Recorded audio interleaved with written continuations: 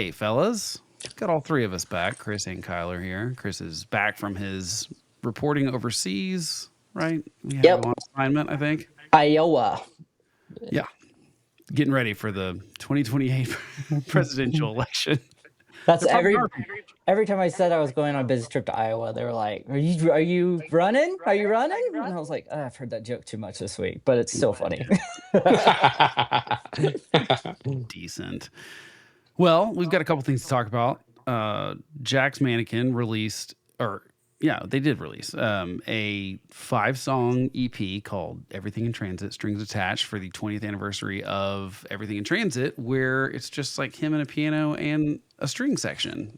And it's pretty cool. I kind of Glorious. Pretty cool. do the whole album like this, actually. Have y'all listened to it? Definitely. Absolutely. Thoughts? I mean, I completely agree with you. My only complaint is that it's just an EP. Yeah. Yeah. Like you can't do that. You can't do a celebratory EP for your album. You know what I mean? Just Yeah, tease us like that? Yeah. strings cost a lot of money, though. Oh yeah, you're Ah, right. It's fair. That's my guess. Oh, you don't think those are digital? No, they're real. Sounds like he paid up. Yeah. Yeah, I bet he did. It's the thing I noticed. First of all, we should probably play a clip of it, right? I mean, that seems Yeah. Go ahead. logical. I mean, you know what I'm going to pick, right? I mean, I hope so. you guys aren't dummies. Here we go. Let's try this. We expect under this condition will slow down. This night's a perfect shade of dark blue, dark blue. Have you ever been alone in a crowded room when I'm here with you? I said the world could be burning, I'm burning down. Dark blue, have you ever been alone in a crowded room when I'm here with you? I said the world could be burning till there's nothing but dark blue. I mean, It's magical. come on. I don't know if you guys saw me look down. I haven't listened in headphones yet. I've been listening in the car and I got instant goosebumps. Yeah. Like instant. Absolutely a headphones thing to listen to. I mean, I have listened to it in the car a couple times. But God, yeah, headphones. It is glorious. And Is that pizzicato happening or is that like a banjo or something else underneath? okay, I really am wondering the same thing. I think what it is he's using some sort of external thing muting the piano. I think it's like gaff tape on the strings or something like that. Because if you listen to it, like at the very beginning of the song, you can kind of hear it. I'm going to pull it back up. Play it again.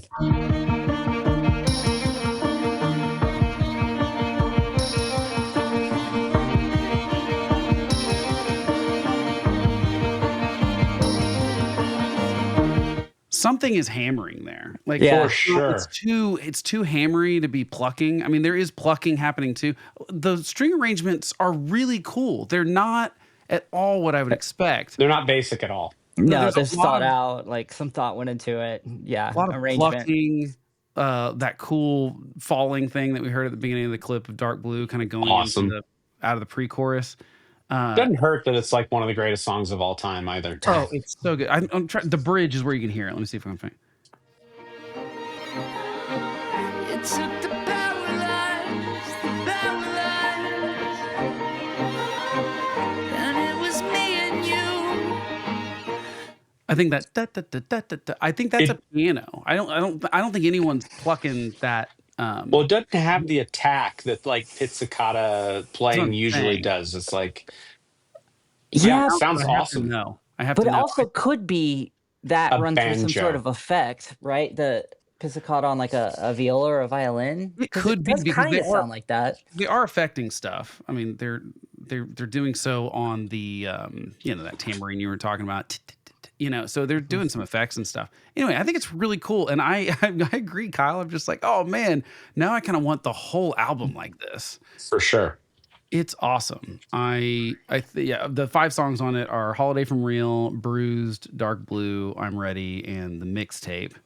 And at first, I thought the title was so clever, "Strings Attached," because in my brain, I mixed up the word mannequin and marionette. And Oh, you went NSYNC. and I was thinking, oh, strings attached. That's kind of genius. And then I was like, wait a minute, that's a marionette, not a mannequin. It's like my Less brain. genius, but still good. But yeah, strings attached, still pretty cool. I like it. And Oh, and most people know this, but Tommy Lee played drums on the original. He plays oboe on this.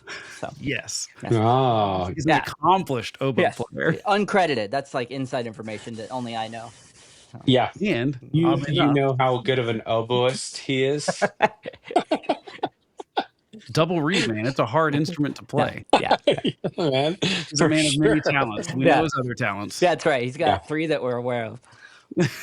Yes, Yeah, large talents. very, very large. I think the thing that impresses me the most too is like you're saying, Blake. It's like it's not typical strings, and so each song sounds really unique. Um, you could just do basic strings and it would still be cool. But Yeah. they all feel very thought out. The thing about strings for the most part is like pop strings end up just being, let's just hold the root of the chord kind of thing. Like the Metallica thing was so bad when they did the string stuff. It was like, Dude, I loved it. you love it was just so simple for something that could have been It was much. the Dude. San Francisco Philharmonic, wasn't it? Yeah, but it It was like, was. but the arrangements were just kind of like, I don't know. I Dude. didn't love it. Maybe I need to revisit it. I remember not being impressed. I remember thinking like everything that David Campbell did, who is Beck's father, we learned in a previous episode. He's kind of the guy that did so much of the 90s and 2000s string arrangements on pop songs, and he does a really good job and of doing these interesting lead lines and stuff that go really well with the melody. And when it's just like a string pad under there, it might as well be a synthesizer. It's kind of like not that interesting to me in life. And I feel like a lot of people that do strings go that simple route because most people aren't composers. But God, this is really cool. No, it was not phoned in. Like, very careful thought put into it. I would have loved to have been in the room and see how much Andrew played into that. I'm sure he was not, how there's that video of Justin Bieber and he's like telling the orchestra, like, no, I want it to be like, buddla, buddla, buddla. And they're like, oh, my God, this freaking kid. I don't see any of the credits yet on like who arranged or any of this stuff. So these are things I should have known before we started recording this, but I've not been able to find anything about it yet. But yeah, very well done. And if you're listening, Andrew, which I know you do, Andrew. Yep, obviously he does, listens to for every sure. episode of this podcast. Do the rest of the record too. Let's just do another Yeah. EP later, and let's just make this a full thing that I can buy on vinyl. You can buy this vinyl, and I will absolutely do it. In fact, Kyle, you never answered my question if you want to split shipping. I'm in. Did you already do it? No, I have not yet. I was waiting on you. Okay. So Yeah, I'm in. Sorry, dude. I left you unread. I apologize. I do it all the time. It happens. Hey, which also, real quick, I want to say, if he does another EP, it's only evidence that he listens to this and he took your advice. Obviously. It couldn't be because he Oh, had already right. planned it. No. Obviously, he's waiting for us to tell him, yes, we approve. Go on and do the rest of the record. Because the song I really want to hear like this is Into the Airwaves. Oh, Oh, gosh. yeah. Remember, Chris, when we saw him at that drive-in show in 2020 in Austin, they did Into the Airwaves on like an accordion and kind of all around a microphone, kind of. Yeah. That was vocals. It was kind cool. of the highlight of the concert for me. It was interesting how they dressed that very song cool. down. Yeah. Having heard that version, it makes me go like, oh, a string version would be awesome of that song. It's already fantastic. So yeah, 20-year anniversary of Everything in Transit. And this is a pretty cool way to celebrate. Chris, you weren't here, but Kyle and I discussed on last week's episode about how, like, what do we think gave people sort of the permission to do weirder version of their albums? Because this is something that did not happen. Right. You guys were talking. Well, I did listen. You guys were talking about Acceptance's new take on Phantoms, right? Yeah, I mean, so I Yeah. mean, do you agree with us that it's like, is streaming just a simpler way to do this now? That has to be it. Because before you wouldn't be able to talk a record company into doing something like this. They'd be like, listen, this isn't gonna Move product. It's just not there. And then there'd be a push and pull about like burning a record on the deal and like how does it fall in there. I mean, now you can take 6 weeks and have a simple idea about redoing some songs on a record, make it happen. You don't need to worry about printing media or anything like that. It has to be streaming, right? Because that's how you just deliver it to the audience. That wasn't possible 20 years ago. Only reason, I mean, I think that's right, but this is one of those situations where the art follows the technology instead of leading it, I guess. But I would just think that we would have had some of these in the early 2000s because iTunes should have done the same thing. Essentially, there was no physical product. Yeah, people have to buy it, but like all the other same inputs are there as far as other than it's just 99 cents for the song or $10 for the Right. album. And so I would think that we would have gotten, but maybe it literally just lagged that much because it seems like it's only been happening. We got anniversary versions, but what's the first version that was like a new? Is it Taylor Swift really? Yeah, kicked I this mean, I whole think thing it off is. the bank? I think it's fair. I think she proved that people will buy the same record, re-recorded. Yeah, I can't think of anybody before that really. Well, and And she she even kind of did do it for in a a different different way, reason. Right, totally but different reason. But that's why I'm Actually, like, did someone just realize like that was a fun? I don't know, because she didn't even do the different versions. They're almost identical. I say that. yeah. Did MXPX do their re-recorded version Oh, of Life in General before or after? Oh, I before think everything and after. Let me look it up. okay, yeah, we got to figure that out because I'm Or just sorry, it was Life in General, Yeah. right? Yeah, yeah. I am 99% sure it was before. That's so Is that what you're they feeling? Is that your inspired. Yeah, I gut? think so too. I do. So MXPX inspired Taylor Swift is what we're getting at, right? Yeah, obviously. hey, I mean, it's not impossible. I mean, obviously, we know Taylor Swift did it for a different reason. It was because she was fighting with the label and wanted to be like, well, screw you, I'll just re-record him if you're not going to get Bro, masters. 2016. When was Taylor? When was her first Taylor's version? When did the first Taylor? You know what my favorite thing about what's happening right now is all of the people that bitch about us not like knowing all the facts How could we? are just not, 2021, fearless. listen. 21. Yeah. Yeah. MXPX did it. All They right, started it. Herrera. Chalk one Okay, up so for, now that's for now Michael. I'd like to see what Michael else we can Arthur. find. Who did this before 2016, if anyone. Right, because MXPX wasn't first, surely. No.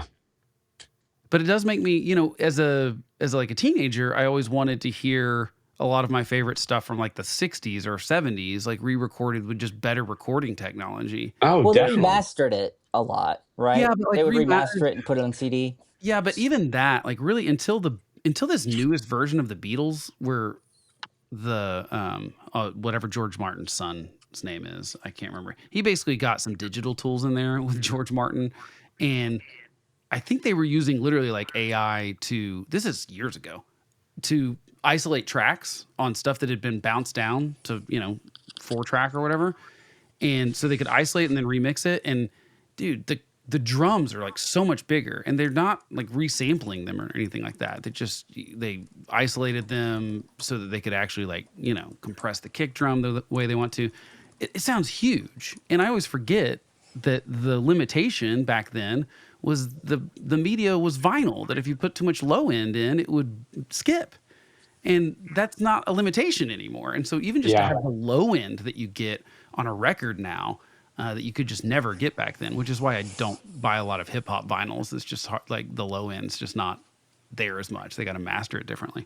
So I did a little research. This has been done a few times for a few interesting reasons before this. And Okay, it's tell funny us. that you say classic because Jeff Lynne of ELO did this in the early 2000s with to regain control of the recordings. I guess it just wasn't that publicized, or it wasn't, or we just I don't did remember. not know that. Yeah. And Blondie did it, and Def Oh. Leppard did it. So always the same reason. But did they all just do the thing where they try to record it note for note essentially? And so Yes, they have their own masters? Okay. A sound alike essentially? yes. Same thing.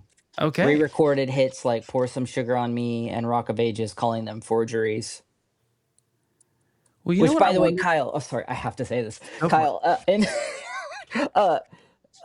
Superman, the thing you told me to watch, the Superman. It's on a spinoff with John Cena. Oh yes, Peacemaker. Peacemaker. Peacemaker. Did you see in the alternate universe in his room that the Def Leppard poster said "Pour some honey on me"? Yes. Okay, cool. Just checking. I was like, that's a nice little touch. Speaking of Def Yes. Leppard, Blake, have you not seen Peacemaker yet? I have not. Oh, Dude, you you'd love got to it. get on that. Chris told me to watch it a year ago, Mm-hmm. and I started last week, and it is incredible, dude.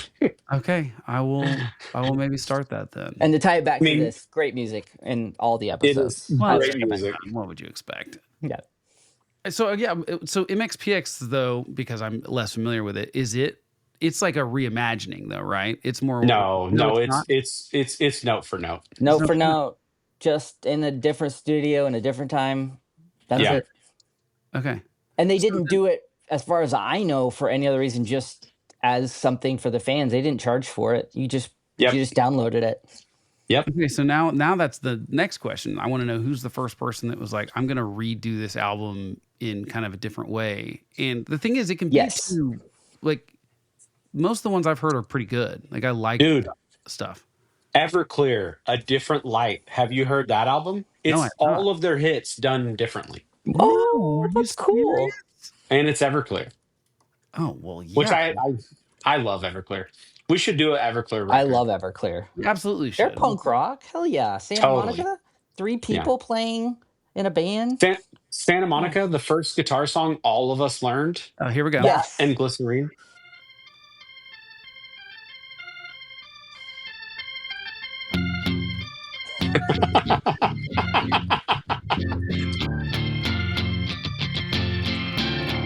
I'm still living with your ghost, Yeah. lonely and dreaming of the West Coast.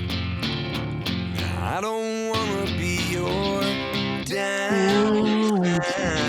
I don't wanna be your stupid game with my big black boots and an old suitcase.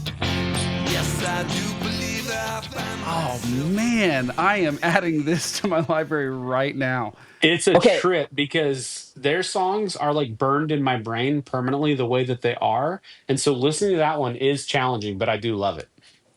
Now, undoubtedly, we missed something big here. There was a reimagining of records done in a unique way all throughout the 90s, known as MTV Unplugged. You could kind of say, because Eric Clapton was the first to make like $1 trillion off of that. Those were reimaginations of his songs.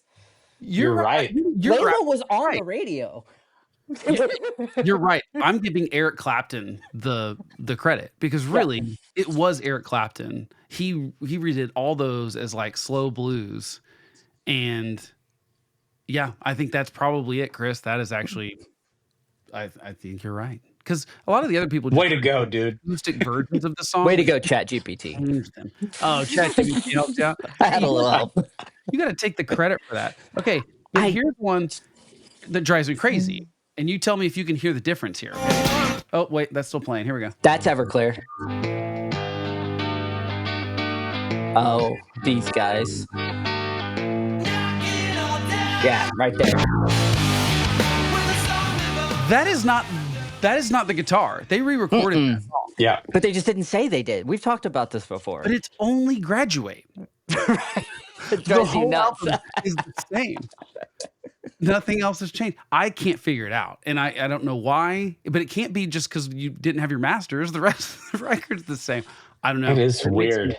angry, and that is the downside to streaming is that they can also just get rid of the old version if they want to and like memory hole it, and that's kind of weak sauce, right?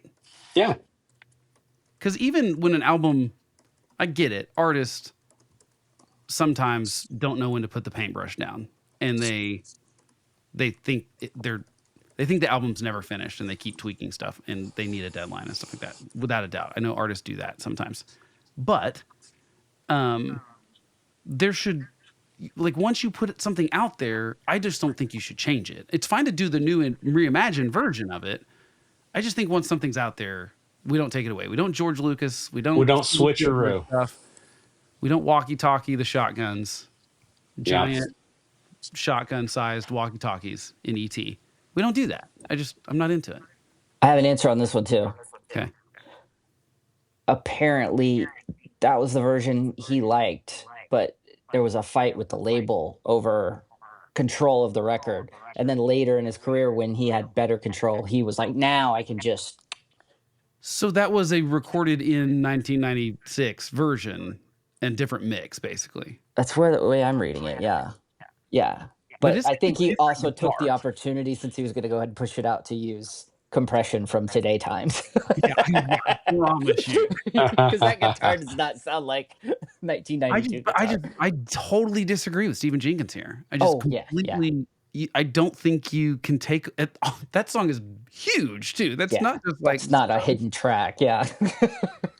you know, and we all know what it sounds like. And the second I was, streaming this record, I can't remember when, and it just jumped out at me completely. It's just not the same guitar. It has that weird thing, but yeah, you got to leave that alone.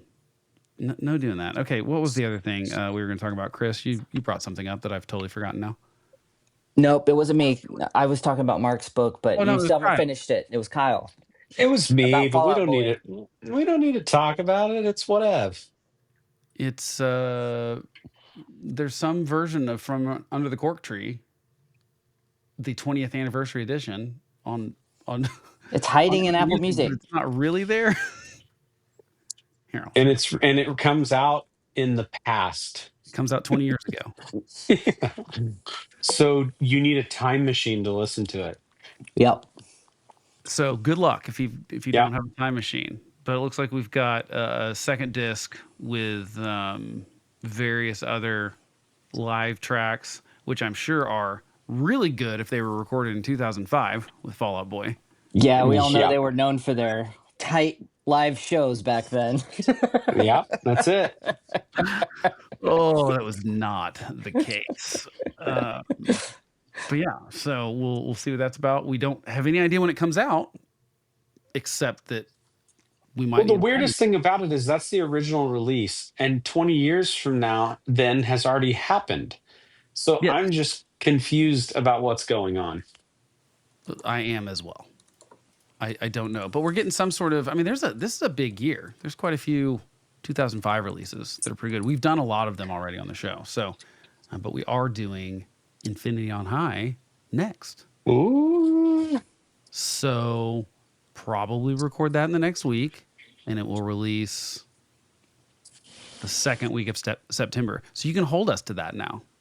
You will have a new full album episode September, happen. whatever that date is, the 9th, I think. is when that will- And by the way, regarding Fall Out Boy, there's a box set, there's vinyl, it's all coming out in October. okay. Yeah, it's a whole thing. like- Speaking of, did you Proud. guys see the Green Day American Idiot special release today? No. No. It's like it's an 8 LP, 2 Blu-ray release, I think. What? And I didn't even look at what it cost because it's like I can't do it. A single record nowadays costs close to $50, so there's no way I'm doing an 8 LP. Oh, it's $200. I mean, honestly, that's not so bad, all things considered. No, it probably isn't. I mean, let's see. It's let's just 8 LP, 2 CD, crazy. That's absolutely the insane. original album, the B-sides and the bonus tracks, the demos. I would be curious Live. to hear those demos. The live at Irving Plaza, Blu-ray 1, Blu-ray 2. I'm gonna get in so much trouble for this one. When I buy it, Yeah, when I already bought it. yeah. Yeah, That looks fun. that's very cool. Been to that. They also have a Dookie one as well. That's a bargain at $174.98.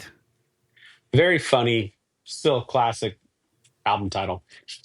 Oh wow, they've even got various shades of Dookie Brown. It looks like on the vinyl. on the vinyl. You see Sick. these colors?